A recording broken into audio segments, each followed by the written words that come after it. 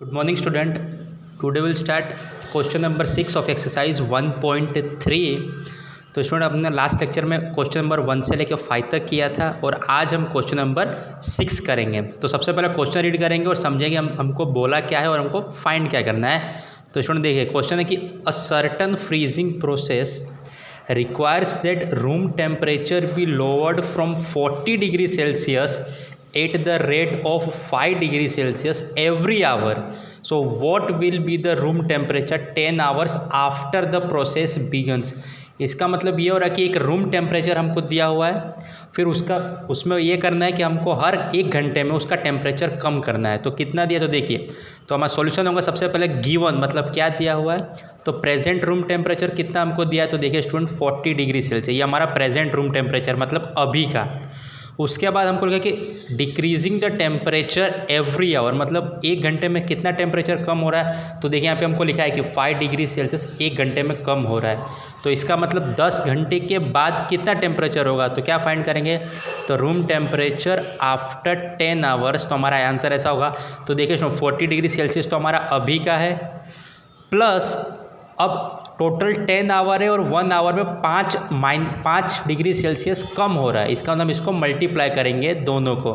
-5 मैंने इसीलिए लिखा है क्योंकि ये टेम्परेचर कम हो रहा है, डिक्रीजिंग का मतलब कम होना, तो इसलिए -5। अगर ये इंक्रीज़ होता तो ये +5 का यहाँ +5 ही रहता, बट डिक्रीज़ हो रहा है इसीलिए -5। तो देखिए 40 डिग्री का 40 डिग्री, अगेन अभी मल्टीप्लाई करेंगे तो यहाँ प्लस है यहाँ माइनस, तो प्लस माइनस माइनस 10 5 50 ना, 40 में से 50 माइनस करोगे तो आंसर आएगा -10 डिग्री सेल्सियस। इसका मतलब कि the room temperature after 10 our is -10 degree Celsius after the process begins. मतलब कि 10 घंटे के बाद रूम का टेम्परेचर कितना हो जाएगा, -10 ना। क्वेश्चन नंबर 7 की बारी है। तो देखिए क्वेश्चन नंबर 7 अगेन अच्छे से इसको रीड करेंगे क्योंकि प्रॉब्लम्स हम थोड़े से हमको उसको पढ़ना पड़ता है अच्छे से। तो लिखा है कि in a class test containing 10 question, मतलब एक क्लास में टेस्ट हो रहा है जिसमें टोटल 10 क्वेश्चन है। कितने क्वेश्चन, 10। ना आगे 5 marks are awarded for every correct answer, मतलब कि अगर एक आंसर करेक्ट दोगे तो 5 मार्क्स मिल रहा है, और -2 marks are awarded for every incorrect answer, और अगर एक आंसर भी गलत दिया इनकरेक्ट तो उसमें -2 मार्क्स कट हो जा रहे हैं, and 0 for question not attempt, और अगर किसी ने सपोज कोई एक भी क्वेश्चन अटेम्प्ट नहीं किया है तो उसको 0 मार्क्स मिलेंगे। तो इसके ऊपर टोटल 3 क्वेश्चन दिए। तो पहला क्वेश्चन देखिए, पहला क्वेश्चन है कि Mohan get 4 correct and 6 incorrect answer, so what is his score. इसका मतलब मोहन ने टोटल 4 करेक्ट आंसर दिए और 6 इनकरेक्ट दिए, तो उसके मार्क्स कितने हो। तो सबसे पहले कैसे फाइंड करेंगे, तो इसका सॉल्यूशन देखिए कि Mohan gets marks for 4 correct answer, 4 marks तो उसको कितने मिलेंगे, तो हमको ये ऊपर क्वेश्चन में दिया है कि अगर एक सही होगा तो 5 मार्क्स, तो अगर यहाँ पे तो इसके 4 करेक्ट है तो दोनों को मल्टीप्लाई कर देंगे, 4 5 होता है 20। नाउ इनकरेक्ट का भी दिया है कि he gets marks for 6 incorrect question, मतलब उसने 6 इनकरेक्ट क्वेश्चन है उसके, तो 6 है तो इसको 6 को -2 से मल्टीप्लाई कर दिया, तो आंसर आएगा -12। तो टोटल स्कोर को कैसे फाइंड करेंगे, तो टोटल स्कोर ऑफ मोहन को, तो जो हमारा एक करेक्ट आंसर वाला है उसमें से इसको माइनस कर देंगे, तो 20 - 12 आंसर आएगा 8। तो इसका मतलब Mohan gets 8 marks in a test, मतलब उसका मोहन के कितना मार्क्स है, 8 मार्क्स। नाउ क्वेश्चन 7 में सेकंड नंबर दिया कि Reshma gets 5 correct answer and 5 incorrect answer, what is her score. Again same question, same procedure करना है आपको, कुछ इसमें अलग नहीं करना है। देखिए फिर से हम सबसे पहले फाइंड करेंगे कि करेक्ट आंसर के उसको कितने मार्क्स मिले। तो देखिए अगेन लिखेंगे आपको कि Reshma gets marks for 5 correct answer, तो अगेन देखिए 1 आंसर पे 5 मार्क्स मिल रहा था, तो यहाँ पे टोटल 5 करेक्ट है, तो 5 5 25। अगेन अब उसके इनकरेक्ट आंसर भी है तो उसको हम क्या करेंगे, तो again she gets marks for 5 incorrect question, तो क्या करेंगे हम लोग 5 को -2 से मल्टीप्लाई, क्योंकि 1 क्वेश्चन रॉन्ग पे उसको -2 कट जा रहा था, तो अगेन मल्टीप्लाई करोगे तो -10 आएगा।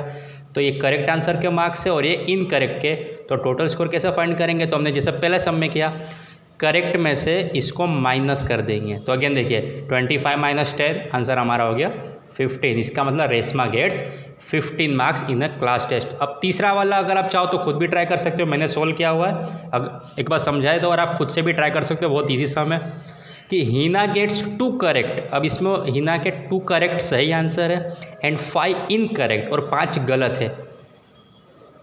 Out of 7 question she attempt, again यहाँ पे देखिए उसने टोटल 7 क्वेश्चन ही अटैम्प्ट किए हैं। कितने क्वेश्चन किए? 7। So what is her score, तो उसके स्कोर कितने हैं? तो अगेन देखिए जितने हैं उतने करेंगे हम लोग। तो हीना गेट्स मार्क्स फॉर 2 सही है, तो 2 × 5 10 मार्क्स मिले उसको। और जो गलत है तो 5 इनकरेक्ट है, तो 5 × -2 तो ये -10, तो उसका टोटल मार्क्स कितने हो गए? तो total score of Heena 10 minus, इसमें से इसको माइनस कर देना, आपका आंसर आ गया 0। तो Heena gets 0 marks in a class test. यहाँ पे क्वेश्चन 7 कंप्लीट हमारा होता है। अब क्वेश्चन 8 सेम है, थोड़ा सा अलग प्रॉब्लम सम्स है इसके अंदर। क्या लिखा है कि a cement company earn a profit of ₹8 per bag of white cement sold and a loss of ₹5 per bag of grey cement sold. इसका मतलब क्वेश्चन ये देखिए, एक सीमेंट कंपनी है जो 2 टाइप के सीमेंट बैग बेचती है, सेल्ड करती है। पहला वाइट सीमेंट और दूसरा है ग्रे सीमेंट। तो अगर कंपनी 1 बैग पर bag of white cement sold करती है तो उसको ₹8 का प्रॉफिट होता है, फ़ायदा। और उसी टाइम अगर वो 1 ग्रे सीमेंट बेच रही है 1 बैग का, तो उसको ₹5 का लॉस हो रहा है। तो हमें इस क्वेश्चन को ध्यान में रख के नीचे 2 क्वेश्चन दिए, तो उसको कैसे सोल्व करेंगे? तो देखिए नाउ द कंपनी सेल्स, अब कंपनी ने क्या किया, total 3000 bags of white cement, total 3000 bags उसने वाइट सीमेंट के सेल किए and 5000 bags of grey cement, और साथ में 5000 बैग्स ग्रे सीमेंट के भी सेल किए इन अ मंथ, 1 महीने के अंदर। तो हमको फाइंड करना है कि व्हाट इज़ इट्स प्रॉफिट और लॉस। इसका मतलब हम कंपनी को फ़ायदा हो रहा है कि नुकसान हो रहा है। तो क्या करेंगे हम, अगेन क्वेश्चन देखिए, जो दिया हो उसको पहले लिखेंगे हम लोग। तो गिवन क्या है इसके अंदर, तो जो मैंने ऊपर समझाया, profit of 1 bag of white cement, 1 bag पे कितना प्रॉफिट हो रहा है? ₹8। और लॉस कितना हो रहा है ग्रे सीमेंट पे? तो loss of 1 bag of grey cement ₹5। तो ये तो हमको गिवन है। अब क्वेश्चन सॉल्व करेंगे। टोटल 3000 बैग्स सेल हुआ है वाइट सीमेंट के, तो वही लिखेंगे।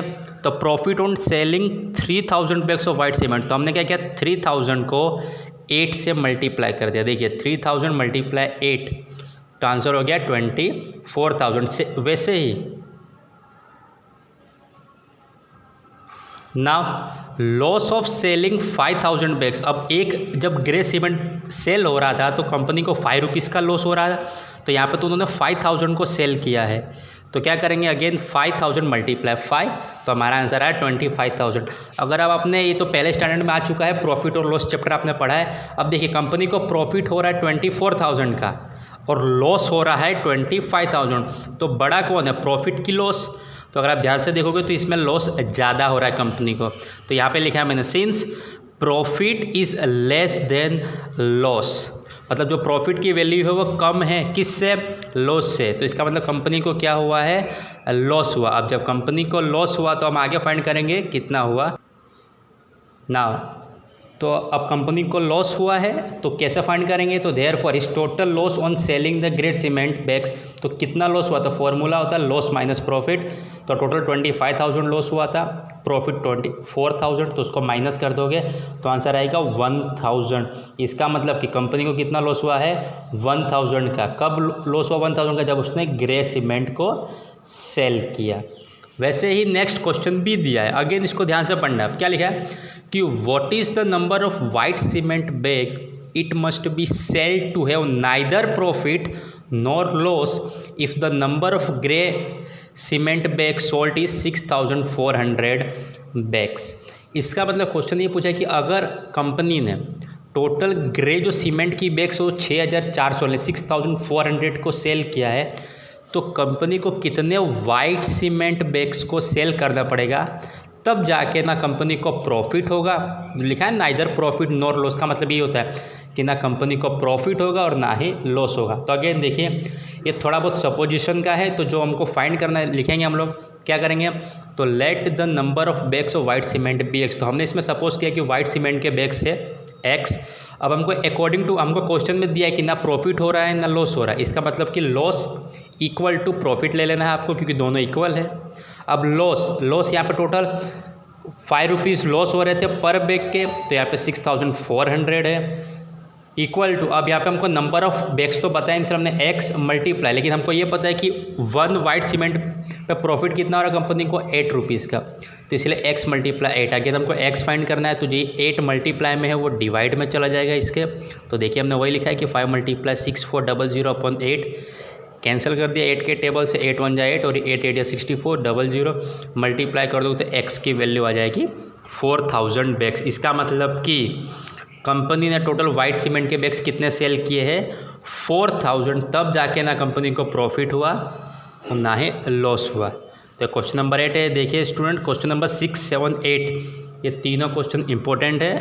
प्रॉब्लम सम से तो आपको इसको एटलीस्ट 2 से 3 बार घर पे प्रैक्टिस करोगे तो ही आएगा, एक बार ये वीडियो देखने से नहीं आएगा, तो जब तक इसको 2-3 बार प्रैक्टिस नहीं करोगे तब तक नहीं आएगा, तो इसीलिए 2 से 3 बार प्रैक्टिस करो। नाउ क्वेश्चन नंबर 9 सॉल्व कर लेते हैं। ये तो सबसे सिंपल सम है। क्या लिखा है कि replace the blank with an integer to make it a true statement. It means हमको फिल इन द ब्लैंक्स दिया है, बहुत सिंपल है। जो फर्स्ट क्वेश्चन लिखा है कि -3 मल्टीप्लाई डैश 27, मतलब -3 को मैं किससे मल्टीप्लाई करूँ कि मेरा आंसर 27 आएगा, लेकिन प्लस में। तो अगेन -3 है तो हम इसको, हमको ये तो पता है कि 3 9 या 27 होता है, बट पॉजिटिव लाना है इसलिए मैं -9 से मल्टीप्लाई करूँगा, तो हमारा आंसर होगा -9। Same second 5 we have to multiply 5 with any number जिसका आंसर हमारा -35 आना चाहिए। तो अगेन 7 तो होगा लेकिन हमको आंसर में नेगेटिव चाहिए, तो -7 रखेंगे, क्योंकि 5 7 जा 35 और देखो 5 की साइन प्लस है और 7 की माइनस है, तो प्लस माइनस माइनस हो जाता है। सेम सी नंबर भी कि dash multiply -8 equal to minus, अब अगेन हमको आंसर में -56 चाहिए, हमारे पास -8 है, तो ये तो हमको पता है कि 8 को अगर मैं 7 से मल्टीप्लाई करूँगा तो 56 आएगा, तो इसीलिए हमने क्या किया है 8 को सीधे 7 से मल्टीप्लाई कर दिया, हमारा answer -56। Now D number again -12 को मल्टीप्लाई करना ऐसे नंबर से, हमारा आंसर आएगा 132। तो अगेन हमको आंसर प्लस में चाहिए और एक नंबर हमारा नेगेटिव है, तो एटलीस्ट हमारा जो दूसरा नंबर होगा वो भी नेगेटिव होना चाहिए। क्यों नेगेटिव? क्योंकि माइनस माइनस क्या होता है स्टूडेंट, प्लस होता है, तो ये आपको ध्यान रखना है। तो अगेन हमारा आंसर आएगा इसमें -11, और इसी के साथ हमारा एक्सरसाइज 1.3 कंप्लीट होता है, और आपको नोटबुक में एक्सरसाइज 1.3 तक कंप्लीट कर लेना है, और नेक्स्ट वीडियो में 1.4 सॉल्व करेंगे। Thank you.